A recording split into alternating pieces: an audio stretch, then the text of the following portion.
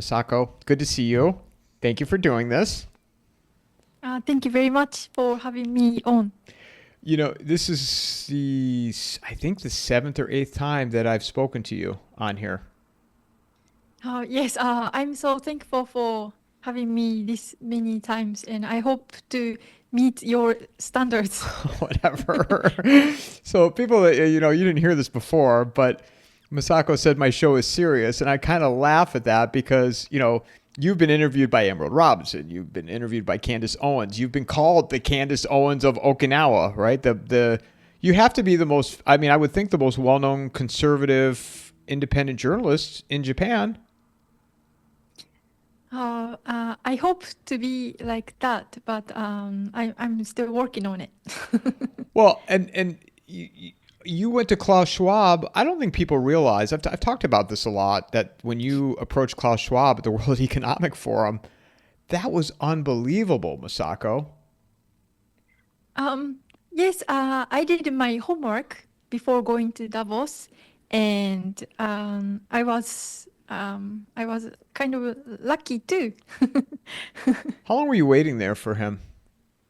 Oh, wait. So for people that don't know, Masako was at Davos. That was 23, I think, right? 2 years ago. Yeah, 2 years ago. And she approached Klaus Schwab, saw him, and went up to him and tried to ask him a question, and go ahead. What happened? So I waited outside because I thought he may attend an event at a hotel. And then he just appeared. So I came to him and I asked if I can interview him. And he first ignored, but then he looked back and then asked who you are with. So I said, I'm an independent journalist. I should have tricked better, but I couldn't do it. And then he said, no, thank you. And I just followed to his car. And were you nervous at all for that?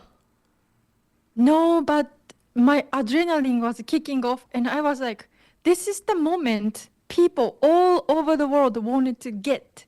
So I need to do something good job. I need to ask him question or do interview, or I need to do it. That was what I was thinking. But even just the presence of him, did you get a sense of like this man, like the evilness at all, or? Well, when he turned back on me and then came to me, I thought, oh, he's nice, or he had pity. But the lady next to him, I think maybe she is a handler, but like a staff, she looked very wicked person. But then when I said I'm an independent journalist, and he immediately looked down on me. So I was not qualified to be present in Davos among those elites. So, yeah. Where does that moment rank in terms of, you've done some incredible things. You've traveled all over the world. And where does that rank? Well, so at that time, I was just fully into how can I interview him in that kind of mode. But later, I published a video of me doing this. And then people analyzed and telling me that this video helped them a lot to understand actually who he is. Because he didn't have like super high security. And he was just walking with 2 security, I think, to the car. So that was good information that he is just a front guy. So the value of the video I took is to acknowledge this situation, I think. I'd never heard that. I never thought of it that way before. That's interesting. And you also you saw Greta on that trip too. Yes, that was super lucky too.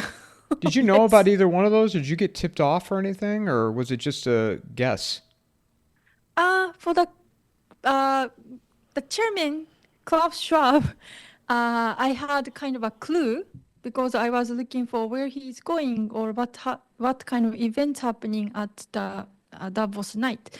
But for the Greta Thunberg, I followed her to interview or get comments for like maybe 1 hour. But how it started was very like a coincidence. I was on the street trying to interview famous people or important key person, and then there was a stand that hands hot drinks because it was very cold and there are many companies distributing like some kind of snack or drinks to people walking outside because there is no store or restaurant nearby. So it was for free also for the advertisement. So I kept going back to one stand because I was freezing cold, and there was a building next to it. Security is standing by outside. I think he was like, "Oh, this poor Asian woman is looking cold." And then when I got back to the stand to get another drink, he came up to me and said, "If you wait here long enough, something good is gonna happen or something interesting is gonna happen." And then he pointed the building across the street and said, Greta just went upstairs." So that's how it started. Well, and I think we talked about this before, but you had mentioned that, and I'm correct me if I'm wrong with my summary, but that you felt really sorry for her and that she was used. She's been used in kind of in a sense of that she doesn't really understand what she's doing, and they're using her as a prop. And it reminds me of some of these other figureheads, even on the celebrity side, like musicians or actors, or they're total pawns, and they use them up and just discard them when they're of no longer any value. Yeah, she looked very fragile. And I was holding my camera and trying to approach her to get comments. And she was just like hiding behind somebody else, and she looked very scared.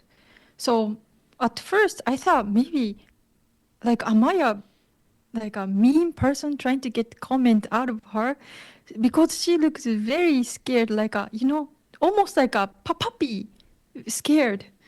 But then I kept going, but that's how she looked. So you just mentioned that those figures used and then thrown away eventually. I think those people, front people, they are really just like a face for operation or propaganda. That's what I really think. And well, Greta also, she confessed that she has like a disorder, right? So I think the people who can be easily manipulated or being used are selected if those people have this kind of trait or not. Or yeah, I think there is this kind of industry to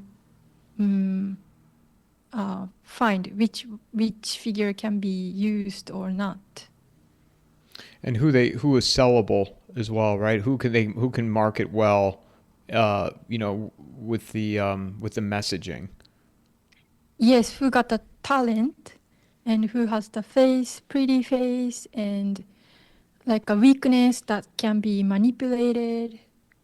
Yeah, I don't have any proof for this, but I'm looking at like who those globalists use for Japanese market. And there are many famous actresses, like being inaugurated as a honorable ambassador for UN type.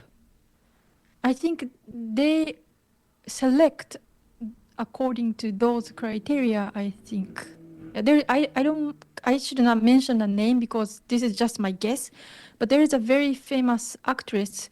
She's very tall and very beautiful and plays a lot of drama movies. She married to a very famous another actor, but then they got divorced, and that was a terrible story. And right after, she she became a spokesperson for UN. I think they go after those sad people. They give a hope or chance to be big when they are in a miserable situation, and they make them or manipulate them to be their face. I see many examples. So, yeah. Are you allowed to, even though it's a guess and it's pure speculation, you can't say who it is? Oh, this is just my guess, but do you know Ann? Ann. No. That's a name. There's a very famous actress. I wonder if she is being targeted. Yeah. And that's her name? Anan? Mm-hmm. Oh. Yes. Yeah. Do you think they know they're being targeted, or there's just so much money put in front of them that they can't even see what the messaging or the psyop is? I think it really depends on the person, because Michael always mentioned about mice, how people are manipulated by using those four means. Mice is money, ideology, ego, and coercion. Yeah. So maybe people who take money, they know what they're being done to them, but they're happy to be involved like that. Or ideology person, they may feel happy because they are ideologically driven. So it really depends. So yeah, they find somebody who has an energy to be used, and they direct this energy to wherever they want, making them famous or something like that. I think it's not such a sophisticated method to think of. For example, myself, right now, because I'm investigating about global totalitarianism, this topic is very profound, but in Japan, even the Japanese conservative people who I used to work with, they do not want to acknowledge it. So in other words, I used to work with many conservative news media or other internet TV channel, other scholars. Those people do not want to associate with me when I started to talk about this globalism. So I used to do a lot of more interviews, but now I do less. So I think it was last year when I went back to Okinawa. One conservative newspaper editor contacted me, and then we had dinner. And at that dinner table, he said, "I feel sorry for you. I think you can do much more bigger work." And I was like, "What are you talking about?" And by what he said, he was mentioning me. If I go along with their narrative, I can be interviewed by the news, or I can get more speech events. That kind of that was like a offering. So mice, among mice, it'll be ego, right? But instead I said, if you want your newspaper to be sold more, tell the truth. And here's what I know. And I kept talking about global totalitarianism, how it is the issue, the real issue. And then he didn't contact me again. But it was soft recruiting. So I first-hand experience, because of those things, I know people like me or people who are doing their own work and wants to become bigger, they approach to those people. But I'm not doing for this, so I was not recruited. Before we talk about your recent trip to Panama and now you're back in Japan, I do want to ask you what is it life like in Japan in terms of the political state? Where it's at politically. Has it changed at all since Trump won the election in America and came back into office? Changed. I think nothing has changed. Meaning, how we see the actual problem is very, like what I see is very different from average conservative people. Or because I not only follow the news, but I try to understand how this world is structured and who is actually creating the problem, who is the actual player in this political world. So the view of the world is very different from many Japanese people. In other words, typically, traditionally, there is a leftist and conservative people who are fighting.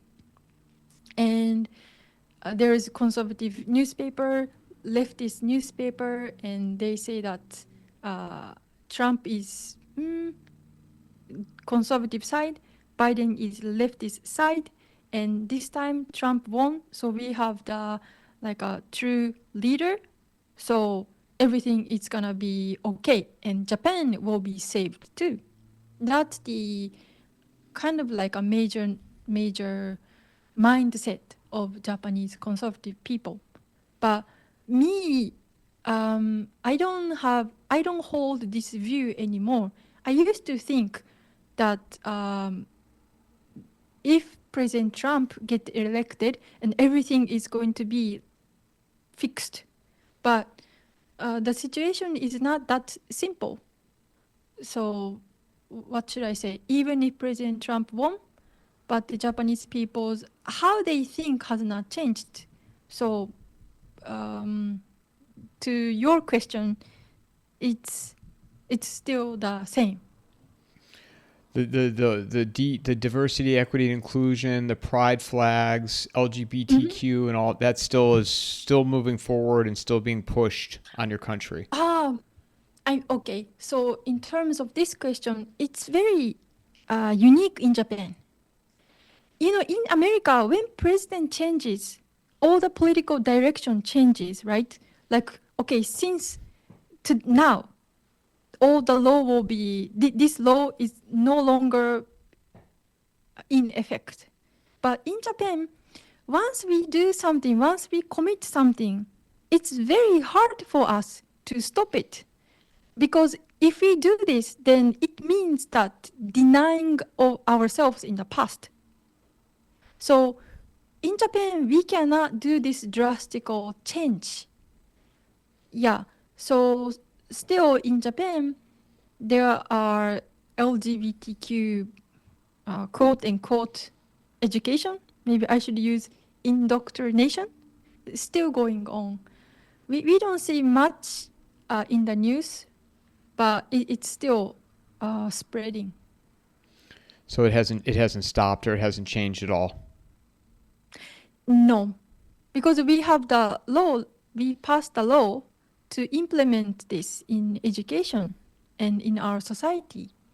So it has not stopped. How do you feel about things globally right now where we're at? I mean, you've traveled to numerous places. You just got back from Panama. How do you feel right now? How do I feel right now?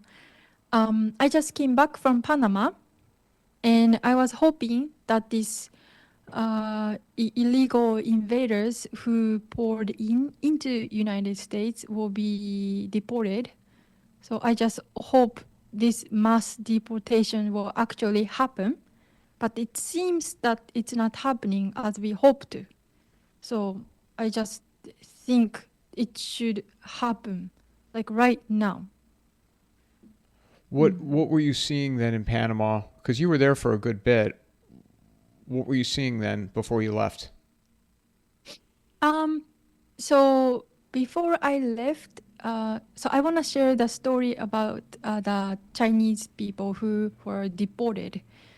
So I flew back from Panama transit in Istanbul and back to Tokyo. So at the Panama Tokumen airport, I saw many migration officers with their jacket. And I talked to them and said they are deporting Chinese people. And I actually talked to those people, and one man, he was smiling and he said, I was going to US but got caught. So I heard very interesting story, but in short, there are only 26 people. And even if this man was deported, he said he will try again. And as long as he keeps trying, there is a way. That's what he was talking about. So there are people deported, but it's not enough. Where was he caught at? And so he started in China. He was attempting to get to the United States. How far did he get before being apprehended?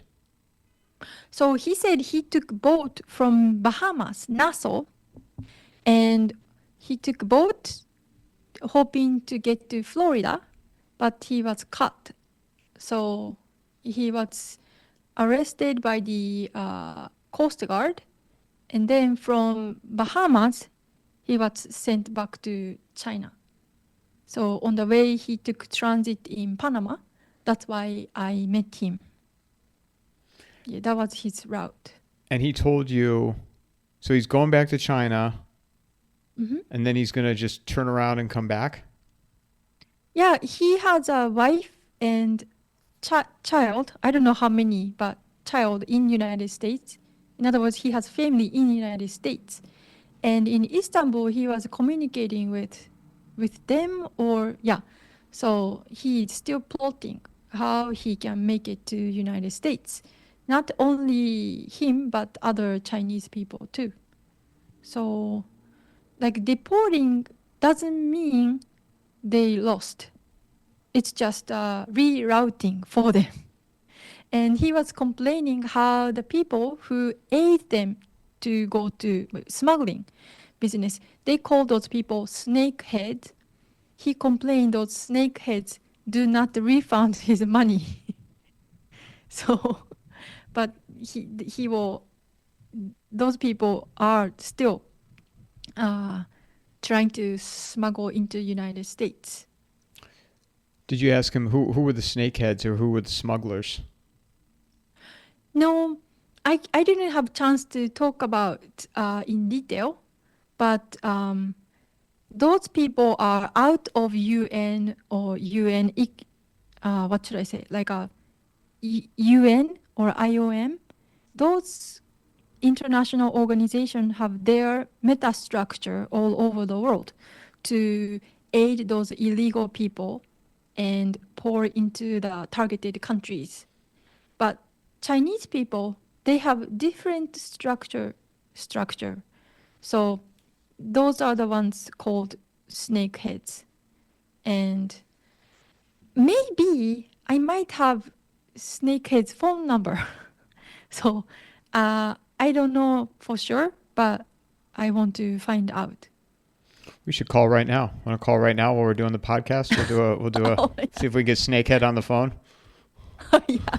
Well, actually, maybe I should tell you in detail because I was in Istanbul transit and I decided to ask him more questions. And Wait, he was Masako, kind let of me interrupt you a friendly. second. So you're in the airport in Istanbul, and Mhm. you're just waiting. What are you waiting for? You're waiting for your next flight to Tokyo. It was 8 hours. 8 hours. So you've got 8 hours in the airport. How do you find these people, and what compelled you to go, realizing who they might be, to go up to them and talk to them? So first I met in Panama Tokumen airport and I got on the same airplane. So I found a Chinese man who was willing to talk to me. So I was talking on the airplane, and then right before we landed, I asked him, I want to know more about his story. So can I spend time at the airport with him? And he said, okay. So that's why I kept walking with him and eventually saw other Chinese people in his group. Yeah. So you interview him use an iPhone to record? He spoke English, not like a super fluent, but we were talking in English. And then eventually, I know for him, at some point, it was like kind of weird why this Japanese person kept asking him about his journey. So he was like, I don't remember, or like it's difficult, or I'm tired, and he started to not replying to me. But I was like, okay, so he's not happy with me right now. Like, what should I do? Should I just say goodbye, or should I just wait and see what's gonna happen next? So I decided to just sit next to him and wait. So I spent 3-4 hours with him or his group. Eventually, he came up to me and said, does your phone work to call United States? And I said, oh, yeah, of course. And he was asking me to use my phone. So I let him use my phone. And he was calling somebody. And I asked him, are you calling your family, or who are you calling? Because I wanted to know, he's using my phone and calling somebody. Like, I have a right to ask him, right? But he kept secret. He didn't tell me anything. Why he's not answering me using my phone? And I was thinking, should I grab my phone back? But I didn't do it. So he was calling somewhere. That's why I'm saying it might be snakehead. Because looking back this situation, even if he was willing to talk to me, there are other people in his group, maybe snakeheads too. So he will be in a difficult position if he keep talking to me inside knowledge. So maybe that's why he got quiet. But anyway, he called 2 places in United States, New York. Did you tell him that you were a journalist, or he had no idea? No, I showed my YouTube channel. He has my name, my phone number too, and he said, like, this is my Chinese number, so you can call me later. And he gave me his number too. So I don't lie to him. So No, I was like, just curious if you were undercover, if you were doing like undercover work. Yeah. I was just open. Well, he had to have been blown away when he saw your YouTube channel. What do you have like 1 million subscribers on there or something? No, I don't have that many. That's a lot. What is it? 500,000? Here, let me look. It's like 500,000 or something. No, YouTube has been censoring my channel, so it has not grown since, I don't know, a couple years. It just stays the same. Yeah, they're really. I have a YouTube channel now, and I mean, I've already got a strike. Like, oh, you got strike, or you have not? I have a strike, yeah. Yeah. Yes. And it's amazing because I haven't even had it up for 2.5 months. I already got a warning and a strike. So I can't monetize it, and I don't even know if I'll be able to, because you have to get approved for that. Yeah. At one point, I was gonna open another account. I have 4, 5, 6 YouTube accounts, but I was gonna open another one. But then when I typed like my name, Ganaha or Masako or something like that in to register, for some reason it didn't work. So at one point, it was 1 year ago, my name was also censored. It really happened like that. So I know I should not expect YouTube to be, free speaking platform, because I think Google itself is a intelligence network. So, but that's my YouTube channel situation. Yeah, and I didn't ever expect to get paid from it or anything. And it was Matt Smith was the one. He was like, you should just put it up, create a channel, Because Rumble is just, I mean, YouTube is where it's at from the video standpoint, over Rumble. So I'm just kind of with the attitude, all right, we'll see how long this lasts. Some of my, Oh. I've been, since that strike though, I haven't had anything taken down. So Oh. maybe they're getting a little bit better about it. I don't know. Maybe they are training us to think that there are things that we are allowed to talk and we are not allowed to talk. So I think we are in a like a brainwashing training by using YouTube. So I keep using it, but I don't care about getting censored or anything. I just upload. Well, I think with all these platforms, right? I was talking to a guy the other day, and he was talking about X, and he cleared his whole feed. He still has the handle, but he got put in a 7-day suspension, and he said he's like, yeah, I put links up from my blog, and if you put a link up, it gets no visibility. Like they limit it. And all these platforms, I mean, they want you to stay on them because they're addictive.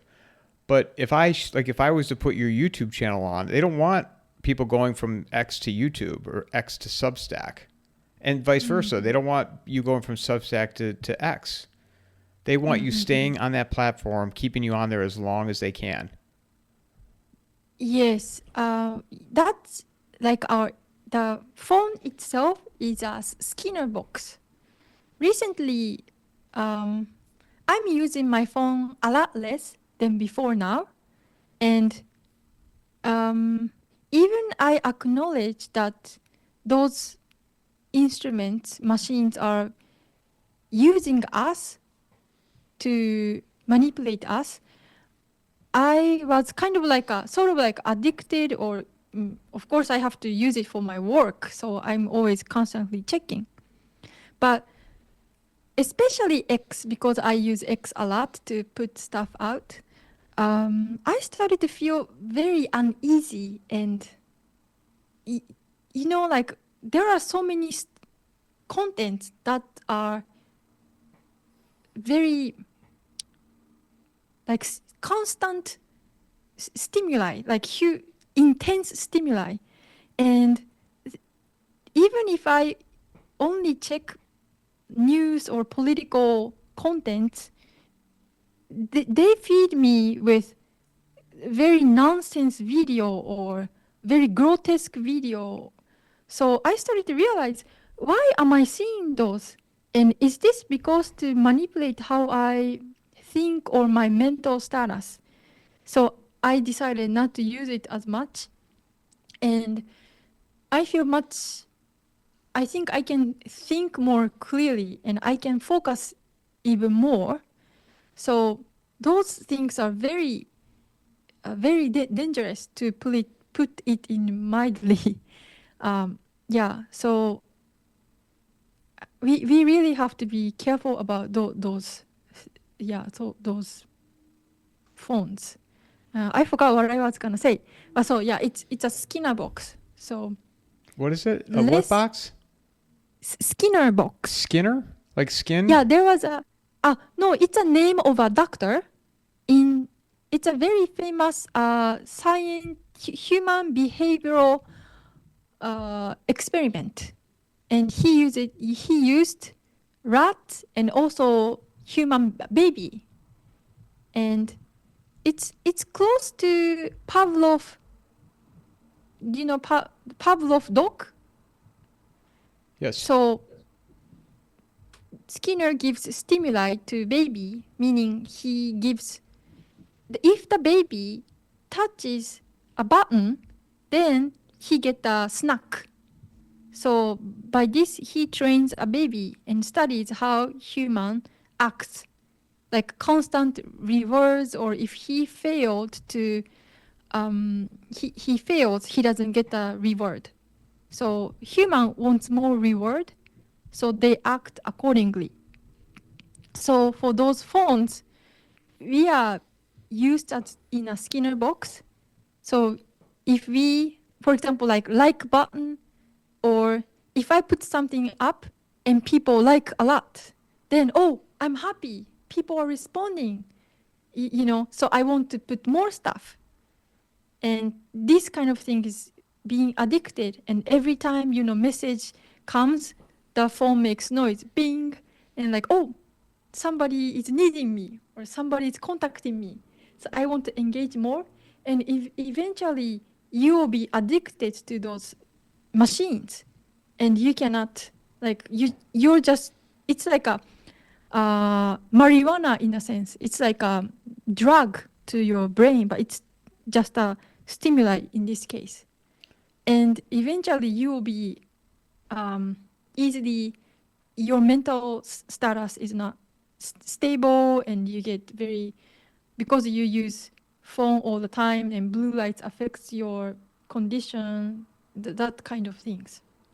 Well, and then also you get to a point where you become, your world is internet world, and that becomes more important to you than the real world, and where it just, you're constantly looking at it, and you can't, I mean, I see that with people. I see that with media influencers. You can tell they live in internet world more than they do the real world.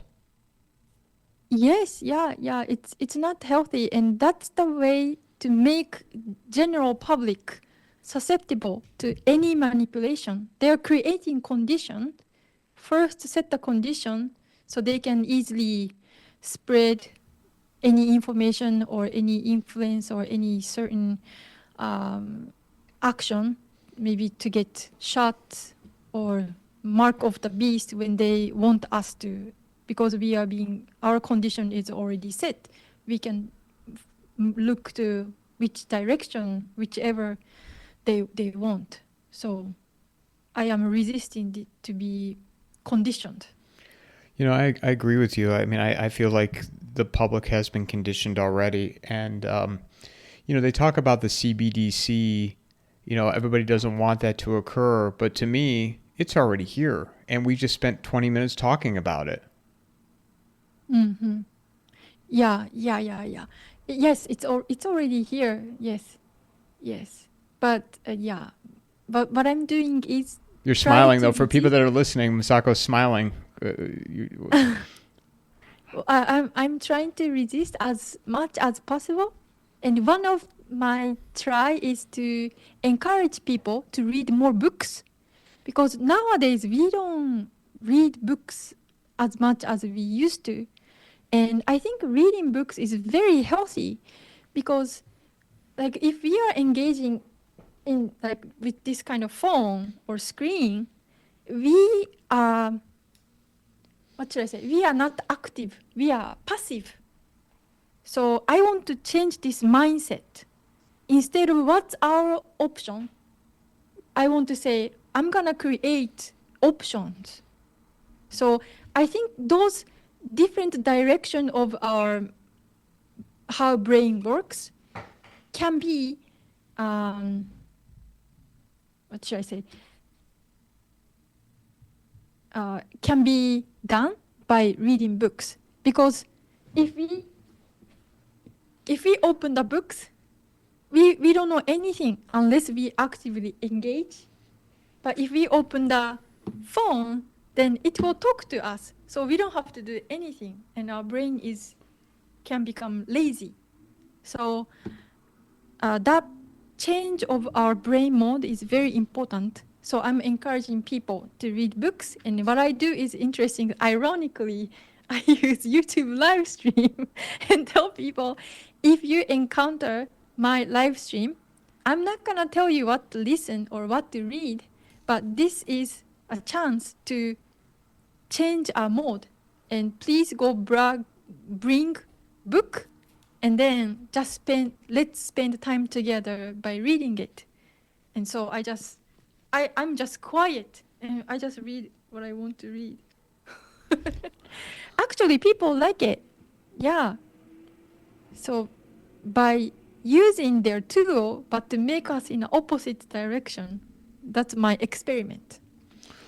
Well, I think as well, the value in books, or it's becoming more valuable, because who knows, in time, all these books are put in digital format, but they can change their wording in it, and you can't change books.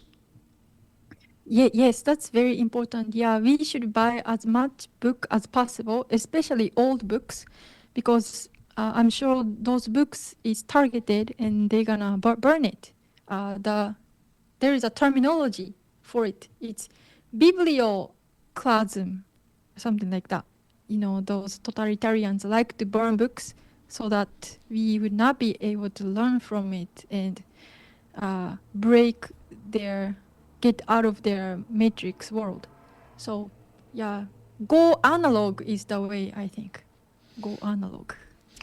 So what was your summary of your last trip to Panama? What did you take away from that? Yes, so How long were you there for? in Panama, Yeah. about a month. And are you talking about the how I encountered the Chinese people? Is that No, just your question? overall the trip of the spending a month there. Ah. What was your because you've been there several times. Okay. So most important thing is that situation has been made paused. It's not reversed. So for people who are focusing on Panama, especially Darien Gap, the human invasion issue, is that we need to save United States from this invasion. Meaning the people who got into the United States, those people has to be sent back to their home or kicked out of the country. So in this perspective, it has not been done enough. And we are in Panama and looking at those the migrant camps, the camps, and there are still organizations like HIAS. So those organizations still inactive, meaning when next administration comes or situation changes, whoever wants to restart this human flow, infrastructure is still there. So those infrastructure needs to be destroyed. Otherwise, it functions again. And the human reverse flow is not that big. So it's paused, but it's not reversed. That's the, I think, most important point for American people to recognize. And so you're saying pause all the trips that you had prior to that. It was all these people that were coming through there. So it's quiet on that front. Yes, we visited the camps in mid-February in Darien, and there are a couple people, but not that flow. So I would say 95% or less had stopped. And were you seeing the people that you saw there? Was it primarily Chinese? This time we encountered people from Venezuela still, and a family from Angola, and two or three Iranians. Yeah, young men. Yeah, we didn't see any Chinese people this time.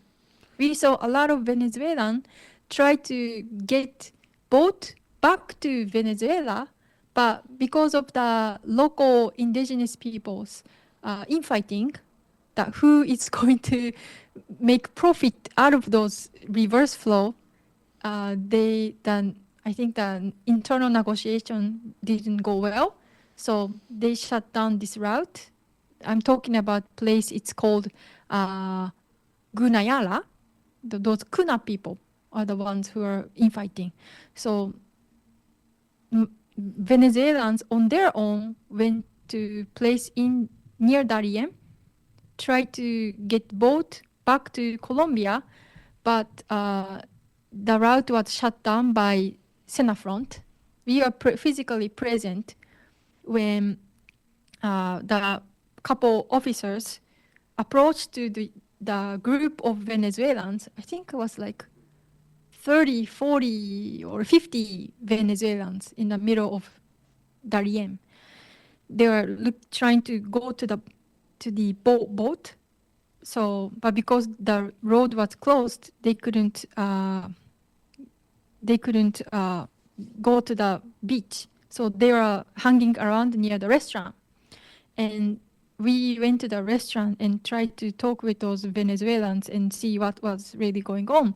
Then couple Senate front officer appeared and they gave announcement that this route is closed. So they have to go back to Panama City and then to Colón, which is the Atlantic side of Panama Canal.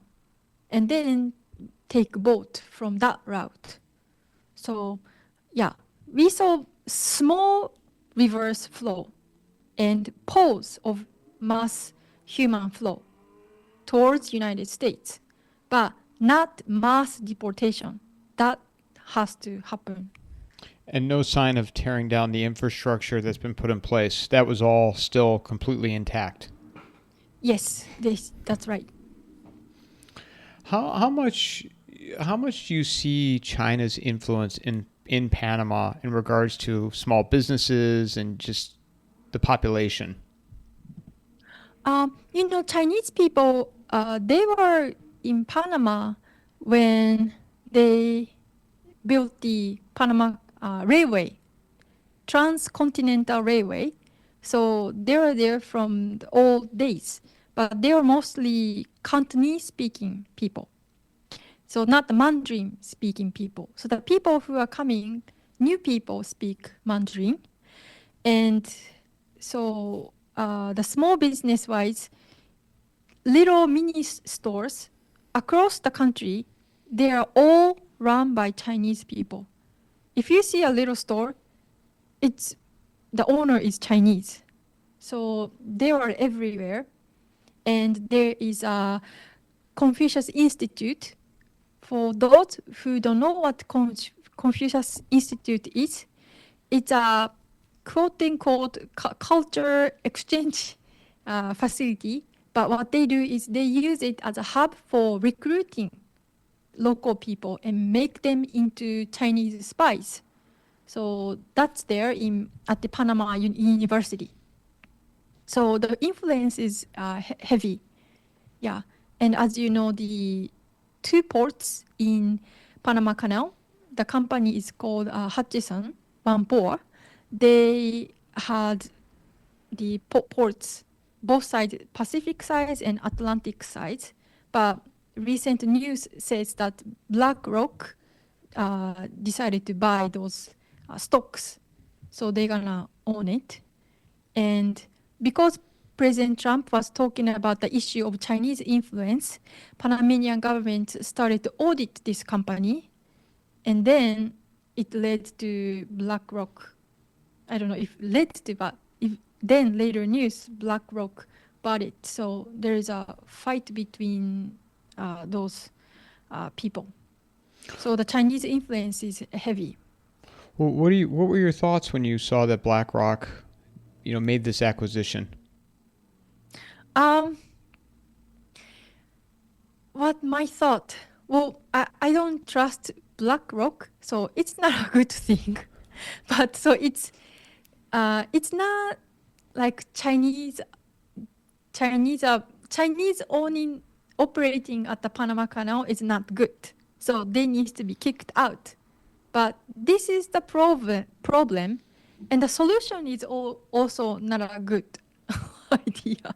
So it's the big people fighting each other, the globalists fighting other globalists. That's what I thought. Michael kept saying, this is not China versus Panama or China versus US. It's the oligarch versus oligarch. He was saying right from the beginning. So when I saw BlackRock buying the stock, I was thinking, oh, Michael was saying it's oligarch versus oligarch. He's again correct. That's what I thought. Well, and Michael's always very does a very good analysis of what's going on. I mean, I don't have to tell you, he's on the ground like you are, assessing situations, and I agree with that. I think there is and I've said this before, maybe I heard it from Michael, but there is a civil war going on among elites right now for control. Yes, and I think I have been working on my paradigm, the way I see the world, and it's very obvious, but I sometimes still forget. But what makes sense to me doesn't matter, because the people who are ruling the world or manipulating the country and doing this global totalitarianism, they have their own way of operating. They have their own meta thinking. So China, CCP is a very threat to the global world, but they have their enemy too. And bad guy's enemy is not always a good guy. But because I have been watching, since I was little, the Hollywood bad guy versus good, that's like imprint in my way of thinking. So, okay, China is somebody is fighting China, so this guy must be good. Is not the case. So, what was I gonna say? What was your question? Your paradigm. Sorry? You said you have your paradigm of this. So explain to me what your paradigm is. Yes.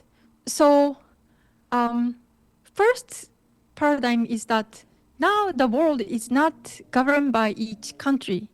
There are people who we usually express globalists who work outside of the borderline, and they just create a monetary system, and they are treating us like a cattle and just ruling the world.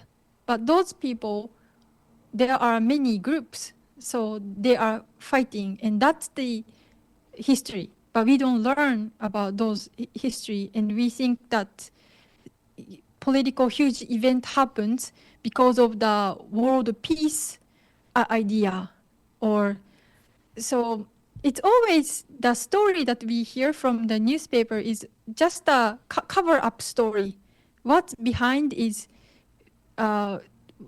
we never get to learn unless there is like a whistleblower or unless we go to the source document.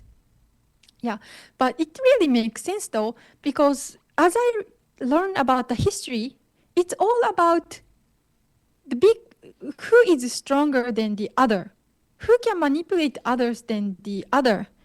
It's not for like people, it's not like how the leader can do for ordinary general public. So, humans are just doing the never-ending fight over and over again, and it's our generation doing it. Yeah, and to me is so wait, so who do you think is at the top of the paradigm controlling all this then, or the battle that's going on between the two groups or factions? So I think Rockefeller is very big key player, and also Bill Gates, and also CCP, and there are many families who, for example, in Panama, when we went to a antique shop, we get to know the owner of the antique shop who are knowledgeable about the history. And he introduced us to a Japanese businessman who spent more than 40 years in Panama. And we visited his office too, and he showed us a lot of the interesting antique books. And he showed us another one interesting book. It was the Families of Panama. And he mentioned that there are 7 families. When United States sponsored Panama to be independent from Colombia, 7 families went to Washington, D.C. And from the beginning of Panama, still now, those 7 family own Panama.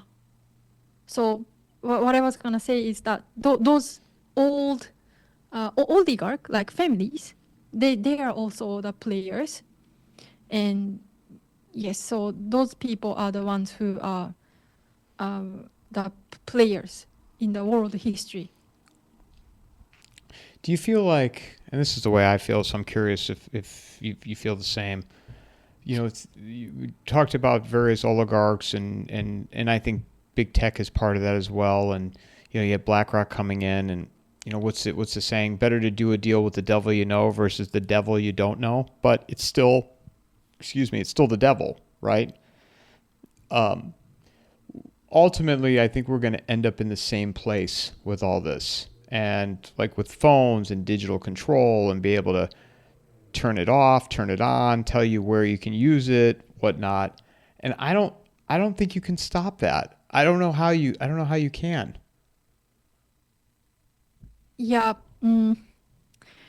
I want to stop, but it's like our human nature that we have this ego, and we just fight for our own good.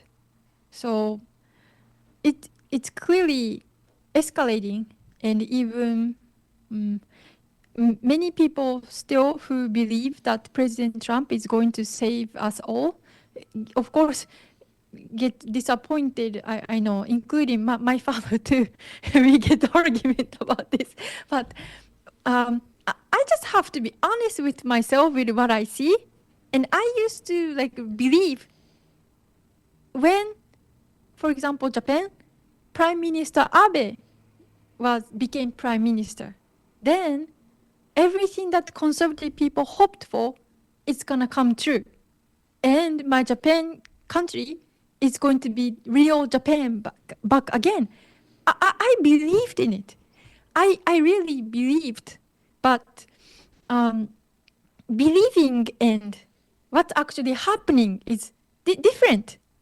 So I think transitioned the phase of just believing to see actually what is happening. And what has not changed is I'm honest to myself. I was honest, and I truly believed my leader. But now, what I'm believing is what is truth, what is really happening. So by being honest, it's not, what should I say? Like the world is not actually fighting back global totalitarianism, but it's escalating even with the new American administration into technology, more efficient, controllable world. Yes, so I don't want to talk about things that makes us disappointed, but that's the direction that we are going right now. Yeah. See, I don't even, I'm with you, and I feel exactly the same. And I don't think that's not being negative. That's just looking at things and saying, this is where we are. And, I'm quoting Michael here again, and even Matt Bracken, hope is not a strategy. I can cross my fingers and close my eyes and pray that it's all going to go away, and tomorrow we're going to wake up and none of this ever happened. But that's not going to work. So when did you change from what you thought to what to what you believe now? How long ago? Well, so there are several things that I believed. So about politics in Japan, I was heavily into conservative politics, and that changed since I learned the West or globalist or US helped CCP to grow. That was like, I thought US was the good guy. Why they're helping CCP? That that was a shocking that I encountered 5 years ago, I think, before COVID. And then I started to realize, wait, the conservative people in Japan who praise the United States, and talk about, go against CCP, why they don't talk about those things? Of course, CCP is bad and we need to protect our country from it, but what about US helping our enemy? So that was the turning point of how I see the politics in Japan 5 years ago, roughly. And I believed in President Trump 2020 when I went to America to cover presidential election. And yes, so I thought he was going to stand for America. When Biden, when he cheated the election, President Trump was still president. And I was very shocked. My heart was with American people. Why he doesn't stand up for America? American people. I saw people going in Washington, D.C. and march, and we are hoping that the election result will not be certified. That was the January 6th. That's why people who have never been to Washington, D.C. on that day, they went to Washington, D.C. to see with their own eyes, to protect their country. But it was just certified, and it just happened. So why he didn't stand up? That was my shocking moment. And I started to realize, wait, maybe I am not looking at the whole picture. And then I started to think something is not right. There were so many why, and about the injection too. Why? And I cannot just let it go. That was my just believing and hoping to see. I need to answer, or I need to find the answer to my whys. Yeah, I've had a few of those, and I've been. I try to be objective, and people have really pushed back on me because of some of the things that President Trump has done. And even as he's in there now, I mean, I'm very entertained by some of these things. I mean, the Zelensky meeting last Friday, that was great. It was like a Jerry, if you know Jerry Springer, it was like a Jerry Springer show. That's what our the politics has turned into in America. I mean, it's very entertaining. Yes, very entertaining. Yes. Mm-hmm. Yeah. When he signed those executive orders on his inauguration day, or when he took office, his inauguration day, he did it in an arena with 20,000 people. That was brilliant from an entertainment standpoint. Yeah. But also, he's only one guy, and you can't just move levers around and just fix things. And again, we spent an hour now talking about this. The digital technology is not going away unless you take out the power grids and there's no electricity. Then you got a whole nother problem on your hands. But the technology is going to continue to advance and evolve, and it's going in the direction of more control. Yes, and more efficient. Yeah. Yes. And people they're so glued to their phones, they're not going to give those up. Mm-hmm. Yeah. Yes. So, but right now, private investigator who I interview many times, his name is Al Johnson. He is, I think he is now, or he is going to Memphis in Tennessee, where Elon Musk has the world's biggest AI center. It's called Colossus. And have you heard of Colossus? No. It's very interesting how Elon Musk name things is very interesting. Colossus, he calls this mega AI, it's called Colossus. And there was a movie, and there was a book, novel, and made movie. And in the movie, US makes a AI, and this AI became so powerful, and he goes against human. And that AI in the movie is called Colossus. Why does he name his AI Colossus? Maybe he's trying to destroy the human or manipulate in his way. That's why maybe he called the AI Colossus. What do you think? Yeah, I mean, he definitely, wants to have full power and full reign over everything. And I mean, he's got the biggest platform of control, brain control, right? He wants to put chips in everybody's minds. He wants to control the car industry. I mean, what doesn't this guy have? And all his money was built on government contracts too, which I think is interesting. He made his money on government contracts, yet he talks about how he's a free speech guy. Yeah.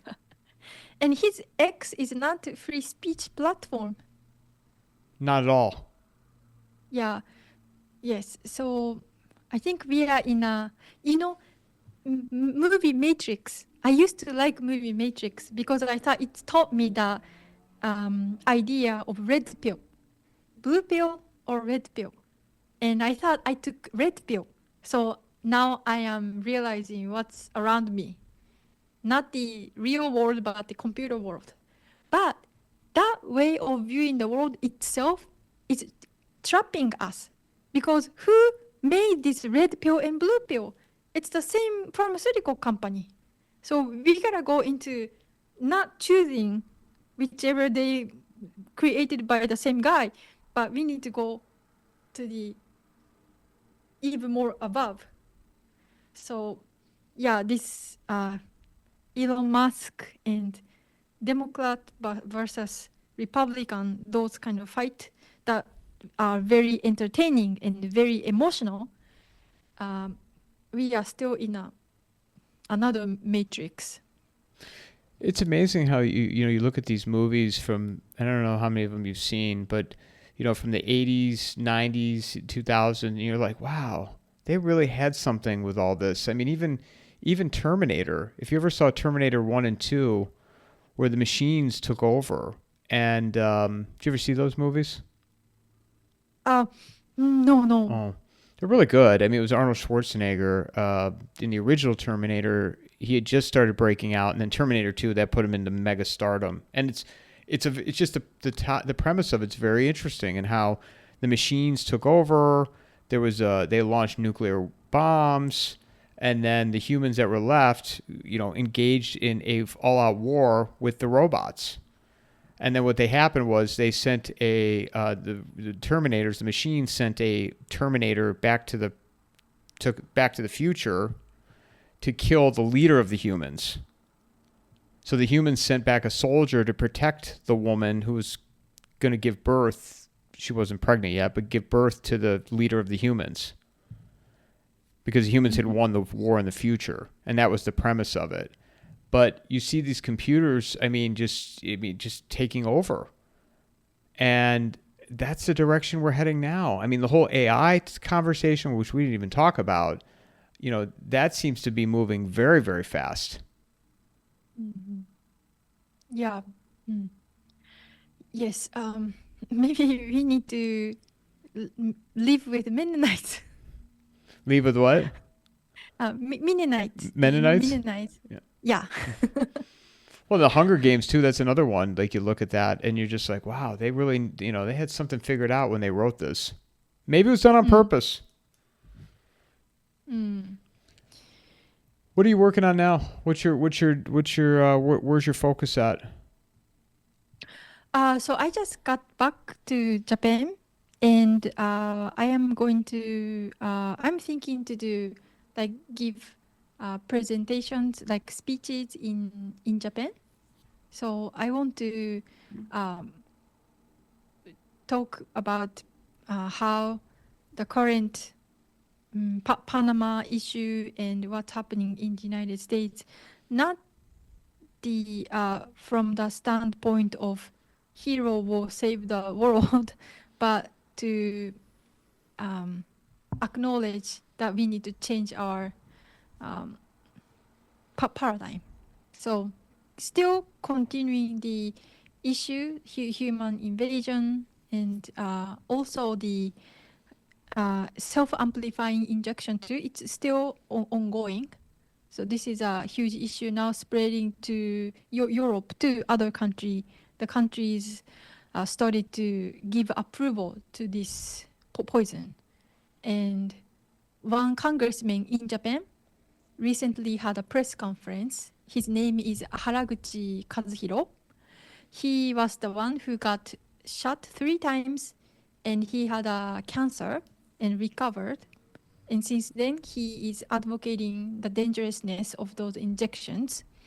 And because we are trying to stop the self-amplifying injections for people to get it, we are doing speeches and rallies, and this congressman was sued by the pharmaceutical company. And recently, he actually got a letter from the court. So he did a press conference about it. And I have not got any actual paper from the court, but I am in the list the pharmaceutical company named that warning us. If we keep continuing talking about it, then they're gonna sue us. So, but I'm not gonna stop. And one viral, so because of the backlash from the public, the sales were not so good.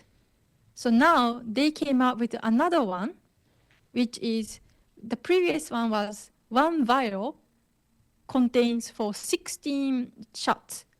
But because it's 16 shots, hospitals, like doctors, find it difficult to use it because once you open it, you have to inject 16 patients. But so that was not a good sales point for them. So they came up with another one, which 1 vial contains only 2 shots.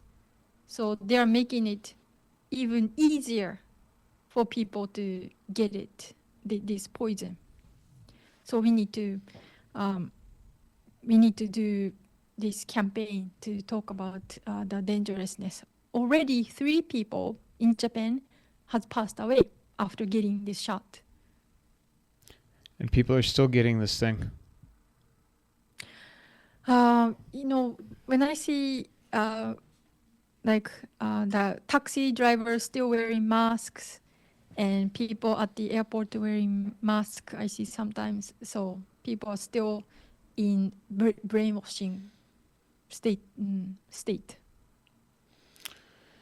You can't save those people at this point. Well, the people who already got shot, they have a bomb. We don't know when it's gonna detonate. But we need to do as much as we can. Otherwise, especially my country, given that birth rate is so low and people got this injection. So we just need to keep doing whatever we can. Where can people find you, Masako? I have my X, which is, I think, censored too, and YouTube, which is censored too. But those are under my name, Masako Ganaha. And thank you for Mike for having me on. I will keep continuing researching, and hopefully my information can help people. Well, as always, I thank you for everything you're doing, and you always make yourself available to come and speak with me, and I'm very appreciative of that. So I look forward to continuing to follow your work, Masako, and I look forward to our next conversation. Thank you very much. Mic drop.